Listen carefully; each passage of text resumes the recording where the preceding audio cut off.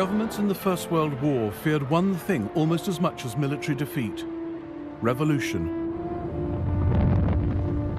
By 1917, with victory on the battlefield still elusive and morale weakening, both sides hoped to bring the enemy down from within.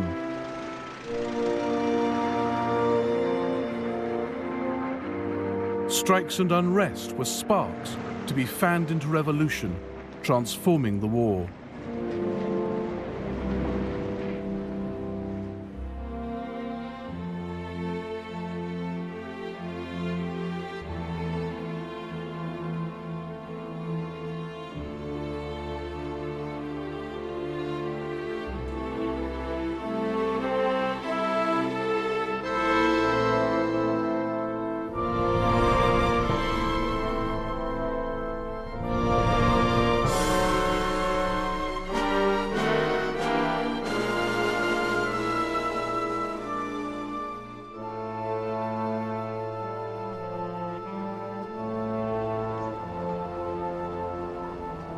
Film from 1917 of one of Germany's wildest dreams coming true. Russian troops stopped fighting on the Eastern Front. It was funny to see our Ivans greeting the Germans. The Germans gave our lads wine and cigars, and they gave the Germans bread.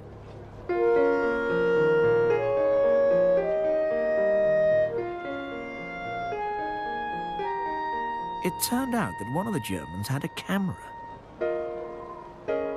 He told us to stand in a line and took a picture.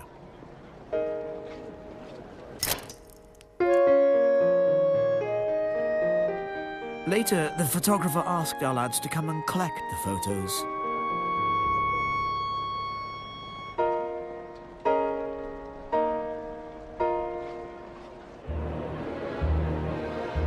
Governments worried how to contain war weariness, prevent discontent growing mutinous, stop mutiny becoming revolution.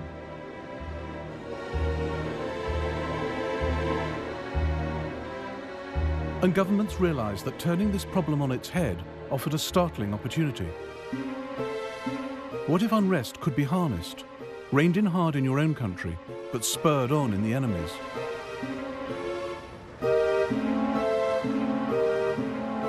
In Cairo and Dublin, Petrograd and Zurich, the Allies and Germans set agents working to exploit unrest and foment revolution. The glittering prize was to turn a whole people against its masters, taking it out of the war completely. In Russia, the Germans pulled it off, backing the Bolsheviks to hijack a spontaneous revolution.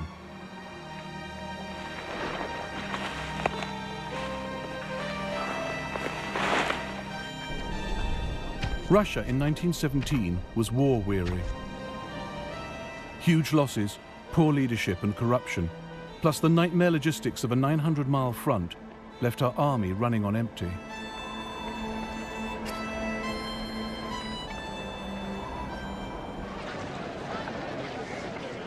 I don't know whether Russia's dream of destroying Germany will ever come true.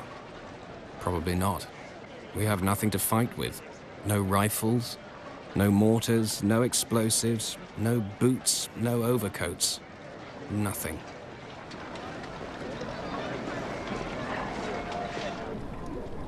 But incredibly, Russia's army held the line.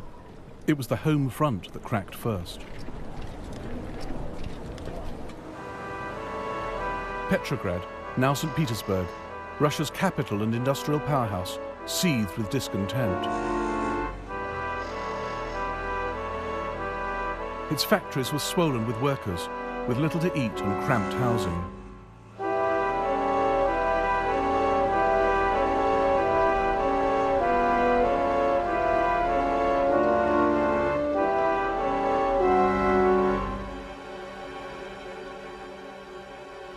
A demonstration on the 8th of March 1917 began peacefully. It was a glorious, sunny, frosty day, and all the people were in an excellent mood. They were singing the Marseillaise and asking for bread.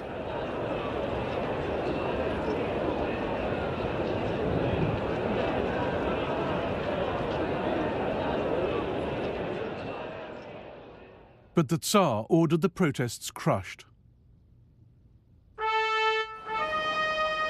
On Znamenskaya Square, in the heart of Petrograd, the killing began. Sergeant Sergei Kapitchnikov was there. The ensign ordered the bugler to play 3 signals. Then he commanded, "Rifles, ready, aim, fire." Everybody scattered. One man was down. A woman fell.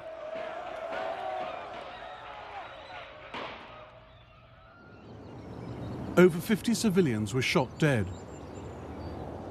The massacre forced Petrograd's soldiers to choose whom to defend, the people or the Tsar. Back in barracks, Sergei Kapitchnikov spoke to his comrades. It would be better to die with honor than obey any further orders to shoot into the crowds. Our fathers, mothers, sisters, brothers and brides are begging for bread. Are we going to kill them?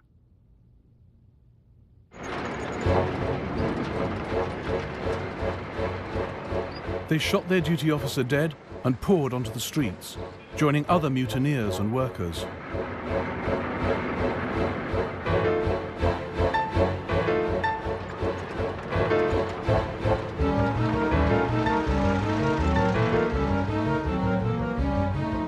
British journalist Arthur Ransom cabled his office in London. About 200 persons killed. Stop. Local police chief lying dead. Stop. Revolution definitely begun.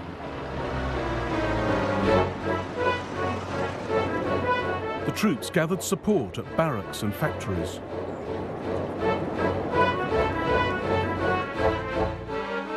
They seized the city centre, set up barricades, occupied railway stations and the telephone exchange. Britain's military attaché, Sir Alfred Knox, was in the artillery administration when the building came under attack. Outside came a great disorderly mass of soldiery. All were armed, and many had red flags fastened to their bayonets. Soon we heard the windows and door on the ground floor being broken in, and the sound of shots. Most of the officers were leaving the department by a back door.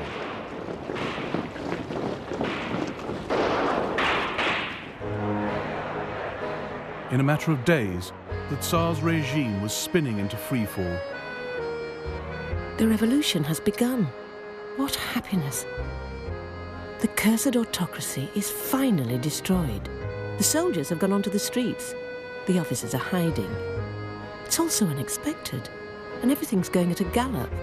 We've all gone mad with joy.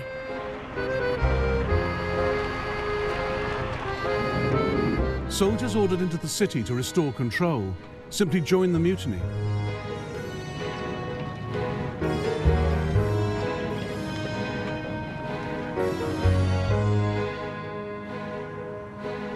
The Tsar was forced to abdicate, and a provisional government formed at the Taurida Palace.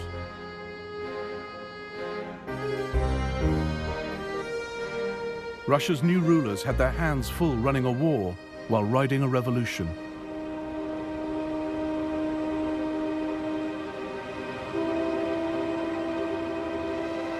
Germany looked to exploit the turmoil in Russia. And Russia's allies, Britain and France, crossed their fingers. They too had experienced worker discontent. March 1916. Londoners gather at Tower Hill to protest against conscription.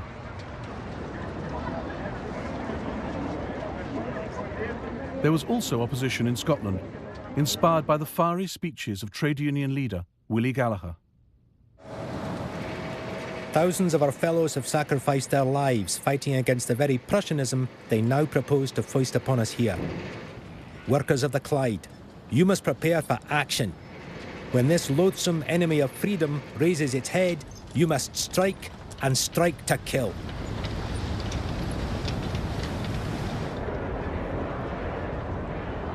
Workers marched down Whitehall for better wages and lower prices. Around 17 million working days were lost to strikes in Britain between 1915 and 1918. There were strikes by miners in South Wales, engineers in Coventry, Sheffield and Manchester, and shipbuilders on Teesside, Tyneside and the Clyde. The army kept 200,000 troops in Britain to guard against invasion and civilian uprising.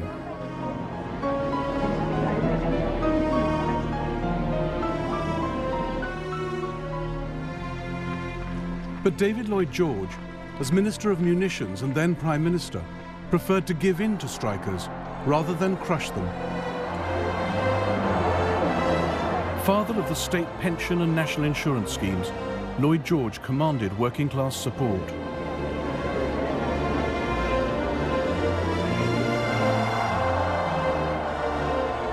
He used concession, not confrontation, to maintain industrial output.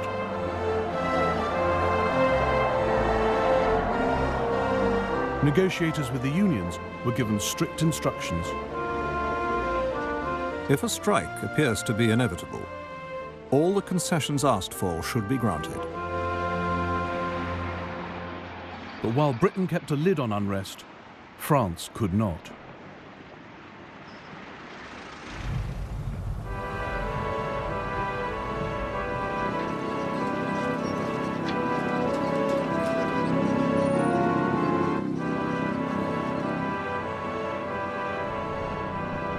Throughout the First World War, Paris lived under the shadow of German invasion.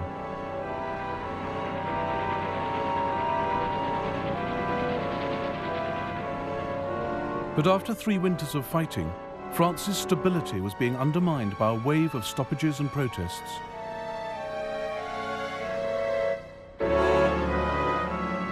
Many of the dissenters were women who couldn't be intimidated by the threat of military service.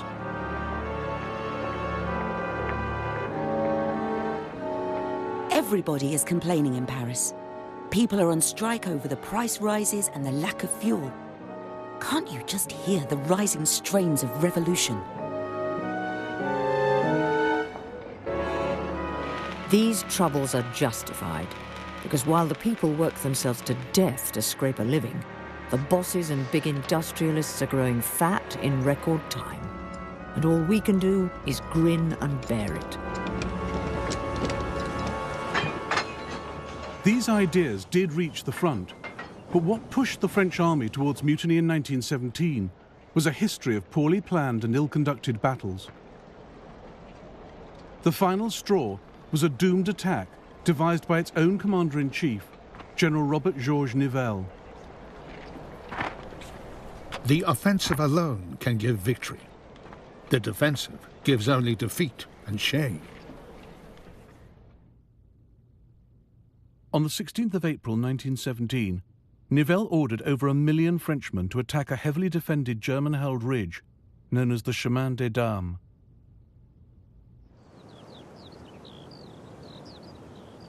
After storming this ridge, Nivelle expected his armies to smash through 7 miles of German defences.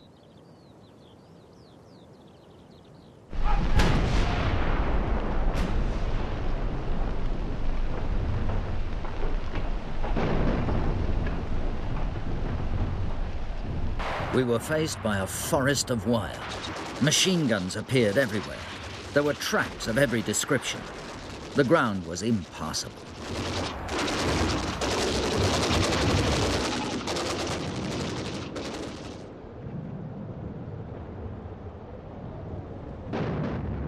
"40,000 Frenchmen were killed in the first days, but Nivelle ordered the assault to continue.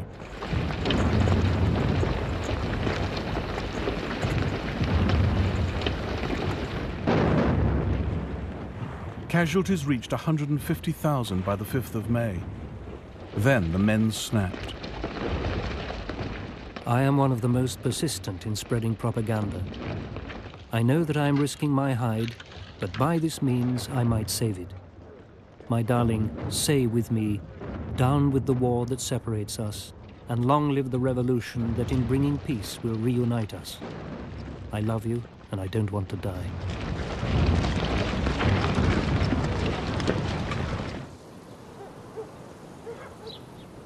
The village of Coeuvres, 20 miles south of the Chemin des Dames.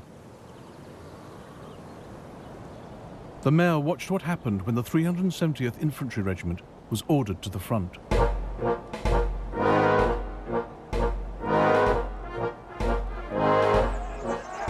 The soldiers spilled out into the whole village, screaming with rage, firing rifles and singing the Internationale.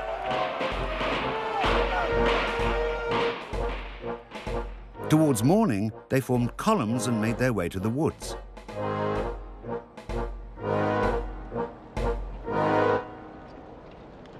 By June 1917, half the French army was affected. Men refused to return to the trenches. We seemed absolutely powerless.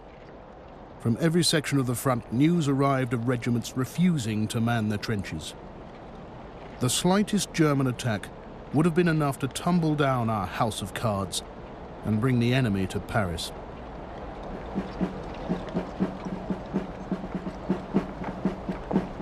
But the Germans had no inkling of the French mutiny. It was a massive intelligence failure.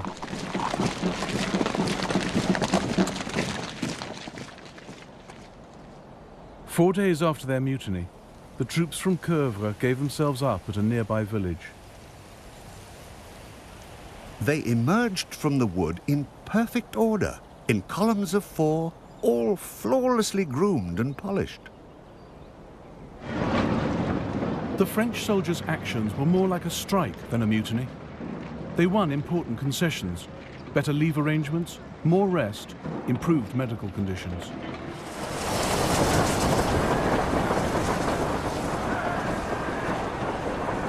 All we wanted was to call the government's attention to us, make it see that we're men and not beasts for the slaughterhouse.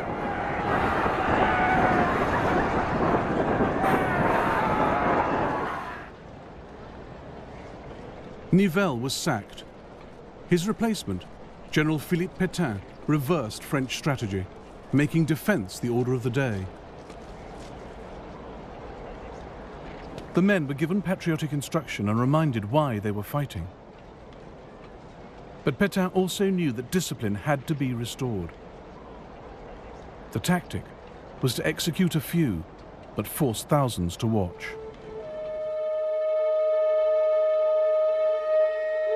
Photographs taken secretly at a French military execution.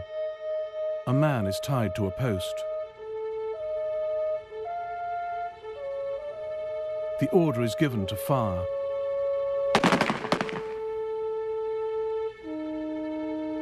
Soldiers are paraded past the body.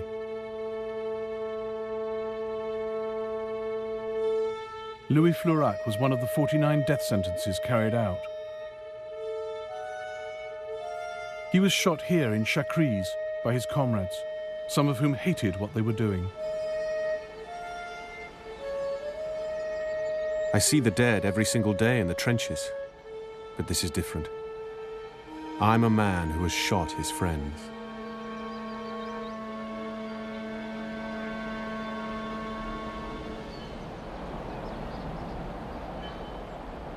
Italy's soldiers were also growing war-weary.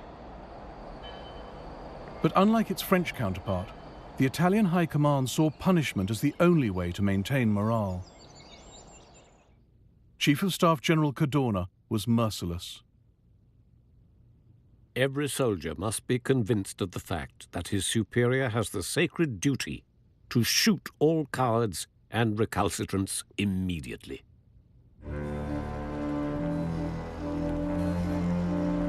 Cadorna's iron grip led to massive discontent. For months it simmered below the surface, until the Battle of Caporetto in October 1917.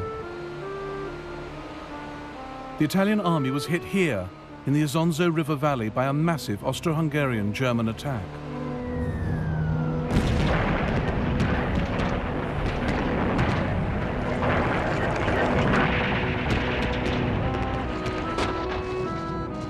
Resistance in armies took many forms.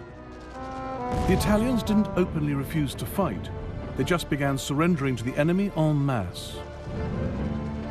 By dawn, we were surrounded, and the Germans finally took us all prisoner, and we were happy because we had saved our lives.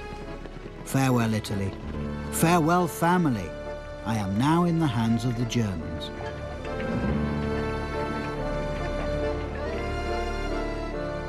A young lieutenant in the German Alpenkorps, Erwin Rommel, took over 1,000 Italians prisoner without firing a single shot.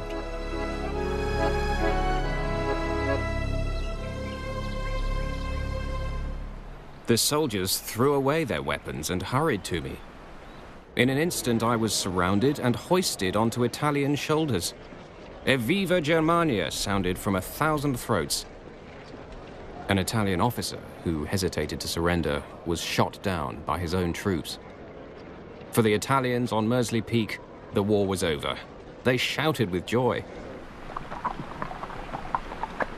I am writing this at 11 o'clock at night, most comfortably ensconced in the Italian officers' mess. There is a huge stock of delicious wines which we are getting through in record time, so I hope there is no question of a counterattack. We've captured machine guns, heavy artillery, and personal weapons. These are of the highest order, but show little sign of actual use.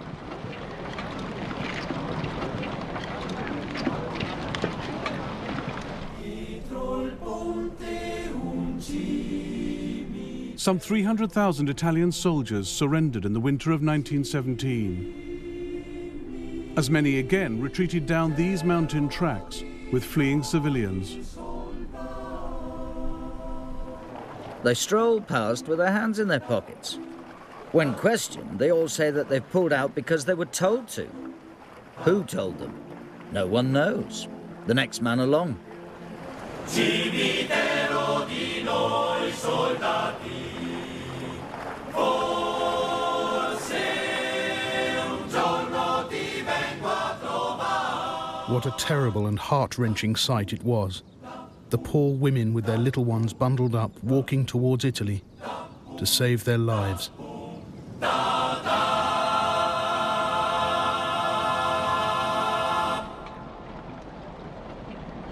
Italy's high command sacked General Cadorna and regained control by easing discipline and making concessions to the soldiers, as the French had done.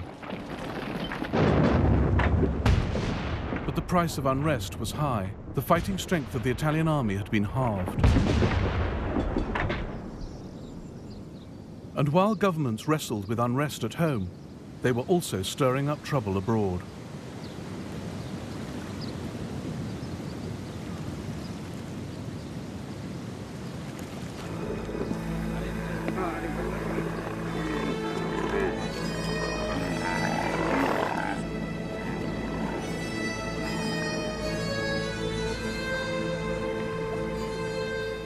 Britain had been plotting to destabilize the Ottoman Empire since the war began.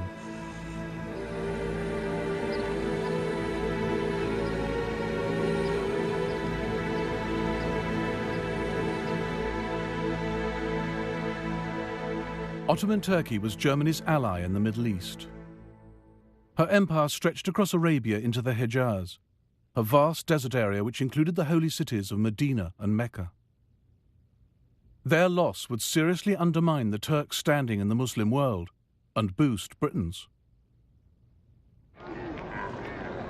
The British turned to the Arabs of the Hejaz, holding out the carrot of independence if they rose up against their Turkish masters. If the Arab nation assist England in this war that has been forced upon us by Turkey, England will guarantee that no internal intervention will take place in Arabia, and we will give Arabs every assistance against foreign aggression. The idea of Britain backing Arabian independence worried the India Office. A strong Arab state might be more dangerous to Christendom than a strong Ottoman state. And Lord Kitchener's policy of destroying one Islamic state merely for the purpose of creating another has always seemed to me disastrous.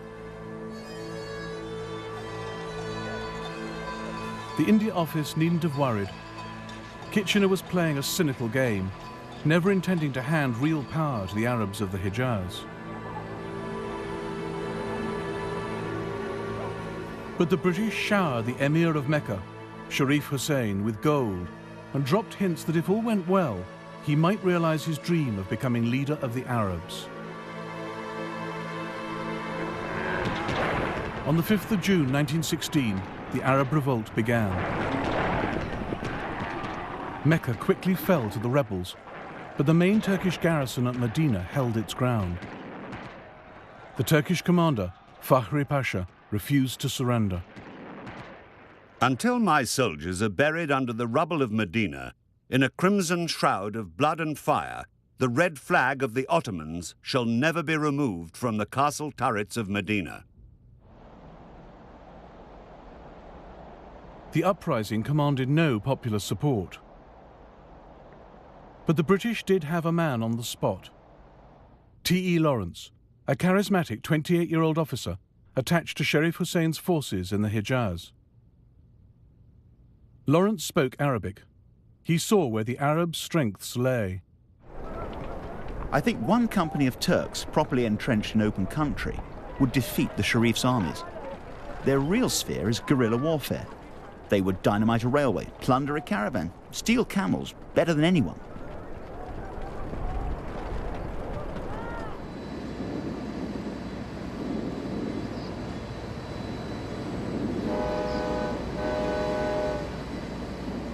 The Turks were most vulnerable along their stretched lines of communication. Lawrence and the Arabs became experts in railway sabotage.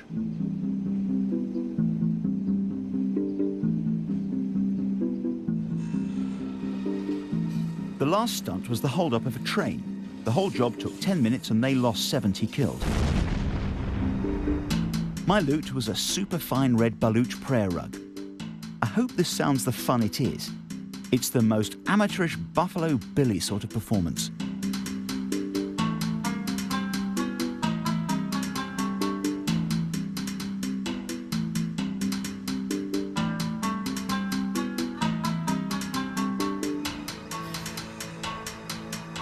A German on the train saw the attack differently. The Bedouin mob came bursting into the carriage to kill and plunder. I could feel the blood pouring down my body, but I was left alone.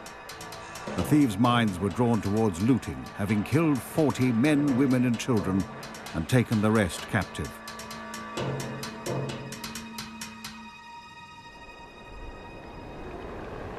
T.E. Lawrence adopted the cause of Arab nationalism.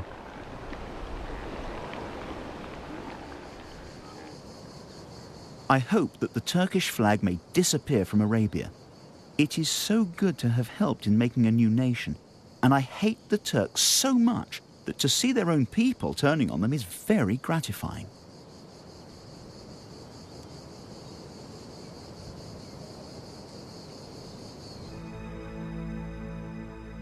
Lawrence now dressed as an Arab. He asked his mother for help with his costume.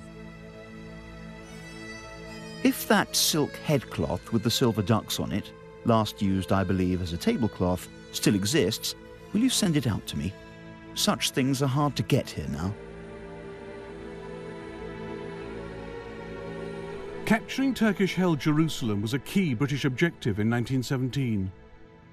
Seizing the port of Aqaba would strengthen the Arabs' case for a role in the campaign. Lawrence realized that all Aqaba's guns pointed out to sea. The town was defenseless from the rear. That meant a 600-mile ride across the Hijaz at the height of summer.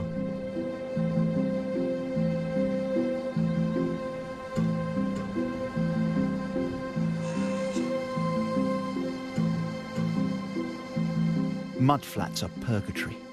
Sun reflects from them like mirror, flame yellow, cutting into our eyes.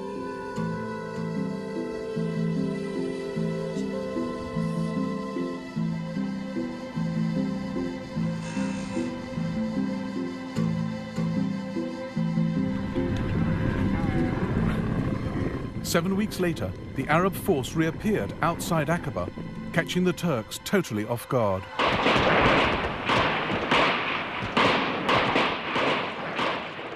The town fell just 4 days later.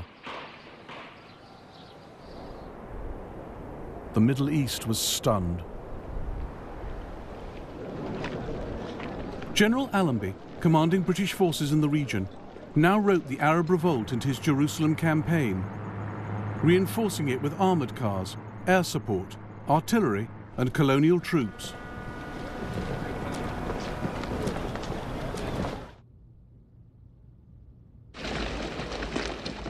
On the 11th of December 1917, Allenby entered Jerusalem on foot with his officers, including Lawrence. The Arabs would find they had won not self-rule, but new masters. Lawrence had known all along that the Arabs of the Hejaz were merely the tools of British subversion, as he admitted long after. The Arabs saw in me a free agent of the British government and demanded from me an endorsement of its written promises. So I had to join the conspiracy and assured the men of their reward. I was continually and bitterly ashamed. Had I been an honest advisor of the Arabs, I would have advised them to go home and not risk their lives fighting for such stuff.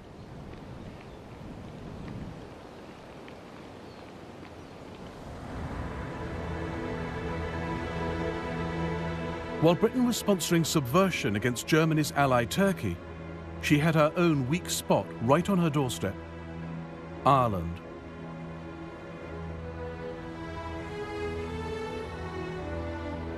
Britain had promised Ireland home rule, but the First World War shelved all that. 200,000 Irishmen, Catholics and Protestants, would fight for Britain. About 30,000 of them would die.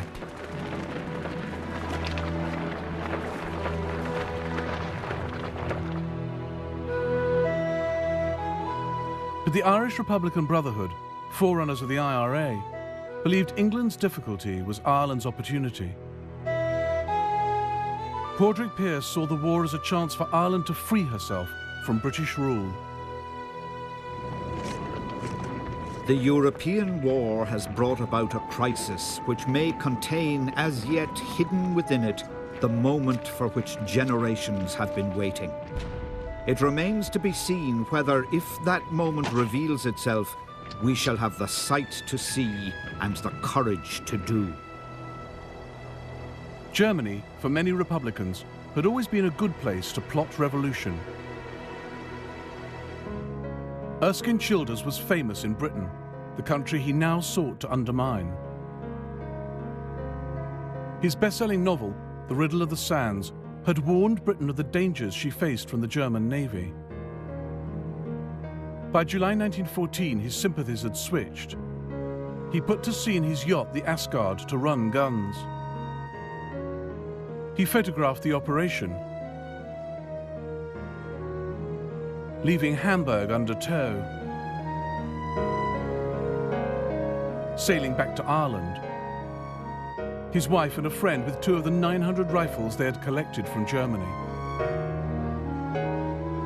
And the scene after Childers docked outside Dublin. Crowds cheer as the guns are driven away by car.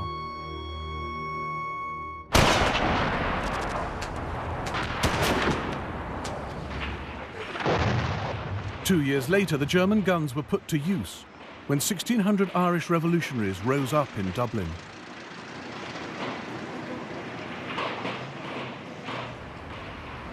Easter Monday, 1916. Sinn Féiners occupy railway stations, the GPO, and other places. They have blocked the streets nearing Stephen's Green and are shooting at anyone they see in khaki. We used to think we were clear of the war here in Ireland, but we've certainly got it close enough now.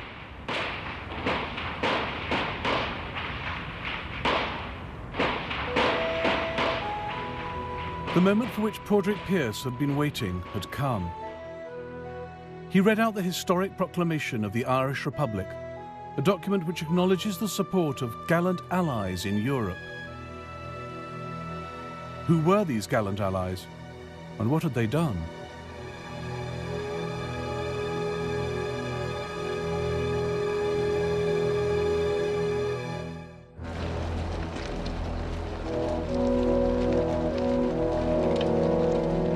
Germany had long seen subversion in Ireland as a way of destabilizing Britain.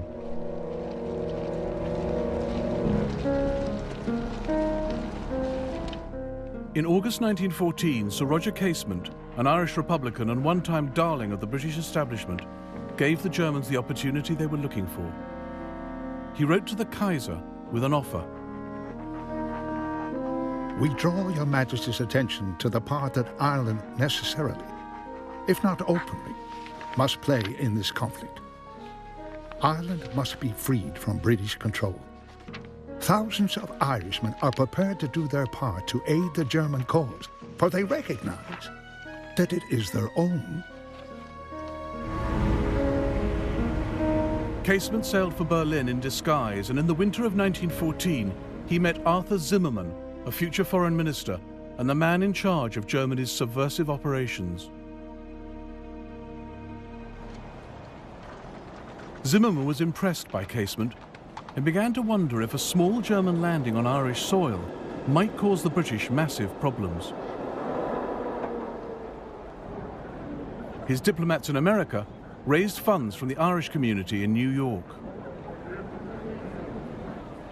It is proposed to undertake an invasion with 25,000 troops with 50,000 extra guns. Then undoubtedly the cooperation of all Irish in the British Army will follow. There is strong friction between Irish and English in northern France. Zimmermann's uprising was to be four-pronged: the dispatch of German weapons to Irish rebels, the landing of a German expeditionary force on the west coast, German submarines to seize Dublin harbour, and diversionary Zeppelin bombing raids on London.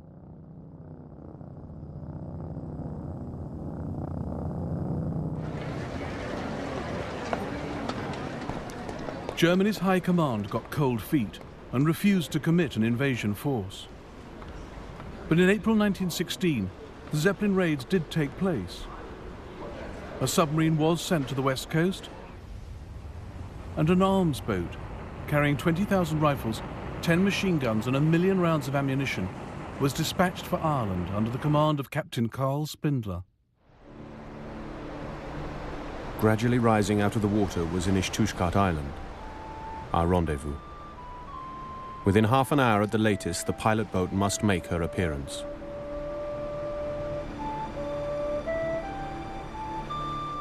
But the Irish expected him 2 days later, so the Germans sat in the bay till caught by a British patrol. Captain Spindler scuttled his boat rather than surrender the arms. The German naval ensign was run up, bidding defiance to the British.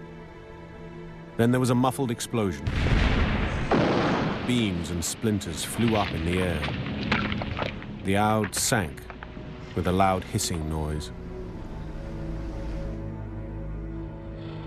The uprising's hope of success sank with the German arms. Many rebels now abandoned the project. But a hardcore minority, armed with the rifles Childers had brought in from Hamburg 2 years before, decided to make a symbolic gesture of defiance. On Easter Monday 1916, they seized key points in Dublin. The British responded with machine guns and artillery fire and shipped in 10,000 men from the mainland. Few Dubliners mourned the crushing of the rebellion. Guinness brewer Edward Phillips had his disused boilers converted into improvised armoured cars for the British. Rang up military and offered motor lorries, gladly accepted. Sent out for drivers who lived close, they all consented. Over 1,000 civilians were caught in the crossfire. And as the British took the rebels into custody, the people of Dublin pelted them with vegetables and emptied chamber pots over their heads. Many had sons and fathers fighting on the Western Front and were outraged by the uprising's German connections. But now the British made a terrible blunder, throwing away their moral authority and transforming the Easter Rising into the seminal event of Irish statehood.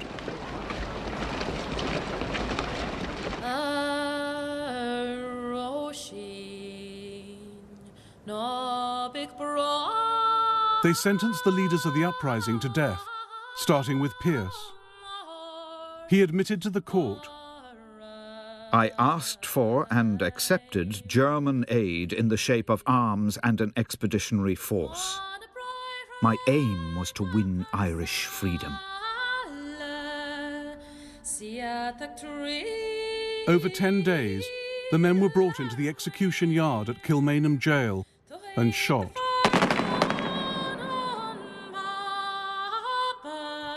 James Connolly was so wounded in the uprising that he had to be shot sitting down.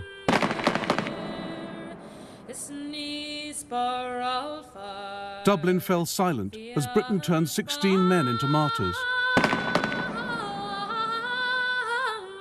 People who had thrown rotten fruit at them now saw them as heroes. Britain turned the failed uprising into a national cause. Zimmermann's next challenge was in a different league.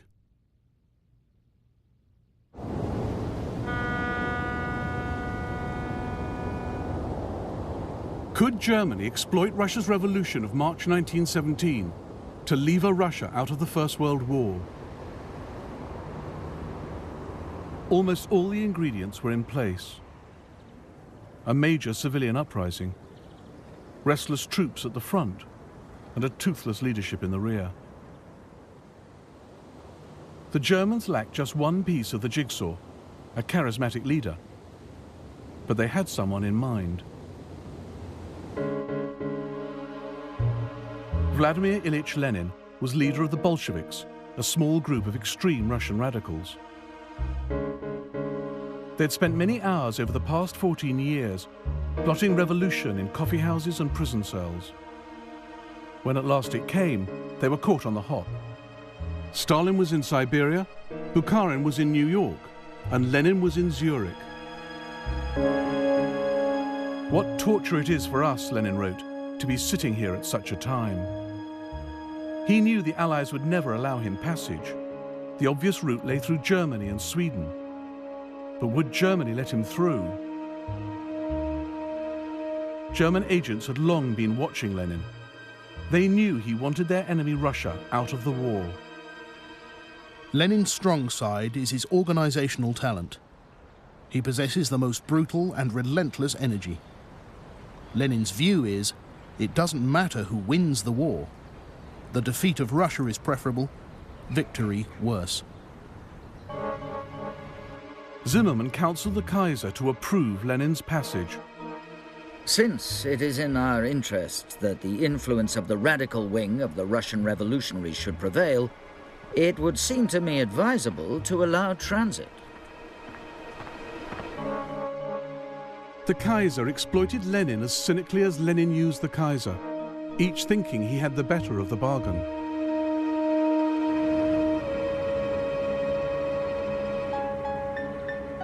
On the 10th of April 1917, Lenin, his wife Nadezhda Krupskaya, and his former mistress, Inessa Armand, boarded the train for Germany with other Bolsheviks. The Kaiser's paying for the journey, jeered rival Russian socialists. He'll be hanged as German spies. Lenin stood listening and smiled. "Hiss as much as you like," he said. "We Bolsheviks will shuffle your cards and spoil your game."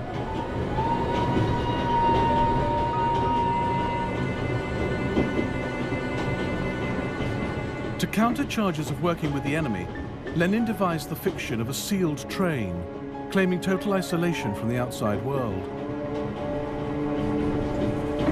In fact, the group traveled in a regular carriage on a train that stopped frequently, taking 4 days to cross Germany. Though the train halted in Berlin, there's no evidence that Lenin met any German representatives. He knew the Germans were giving money to his Bolshevik party, but avoided direct contact. Germany's greatest help to Lenin's cause was getting him back to Russia.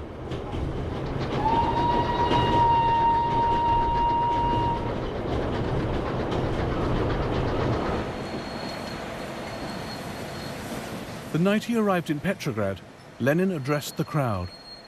Some were hostile. Ought to stick our bayonets into a fellow like that. Must be a German. But Lenin was soon winning converts, as Countess Irina Skaryatina saw. Lenin is bald, terribly ugly, wears a crumpled old brown suit, speaks without any oratorical power, more like a college professor giving a lecture. Yet what he says drives the people crazy. And what he said was, end the war, and by doing so give the people what they want, and what the provisional government had failed to deliver: peace, land, and bread.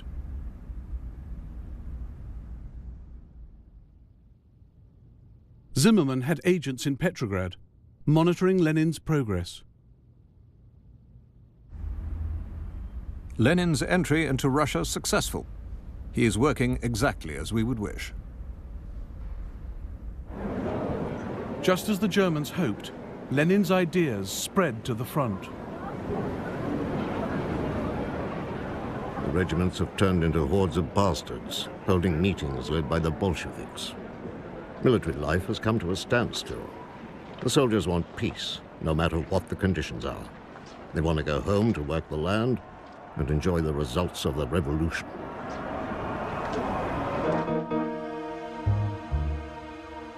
On the 18th of June 1917, news of secret German funding of the Bolsheviks leaked. Lenin fled the city, heavily disguised.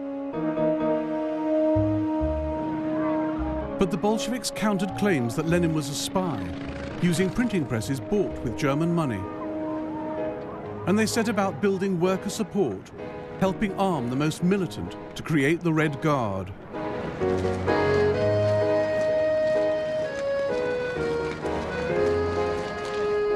Lenin reappeared on the night of the 6th of November 1917, leaving this safe house for the Bolshevik HQ. He knew power had to be seized now. We must not wait. We may lose everything. The government is tottering. We must deal it the death blow. To delay action is the same as death.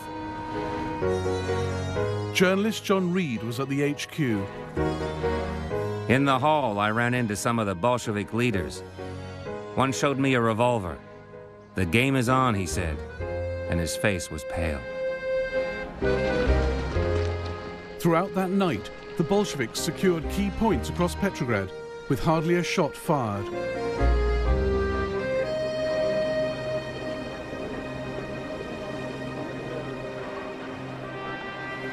The city awoke to a new world order.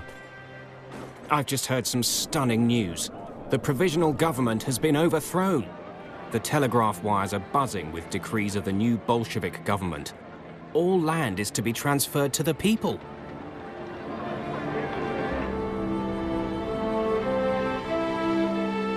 The first thing the Bolsheviks did was to take Russia out of the war, freeing the Germans from a crippling fight on two fronts. Germany's gamble on Lenin had paid off. The Bolsheviks have brought about the crucial event of the century. They've discharged millions of Russian soldiers and freed the Germans' hands. A hot steam bath awaits the Allies.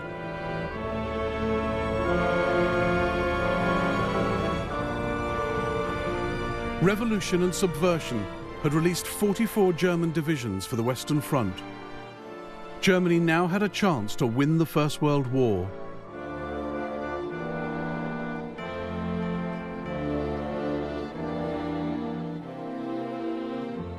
In the next episode of the First World War, Germany launches a huge offensive on the Western Front, but her alliances start to crumble. It will be a race between victory and collapse.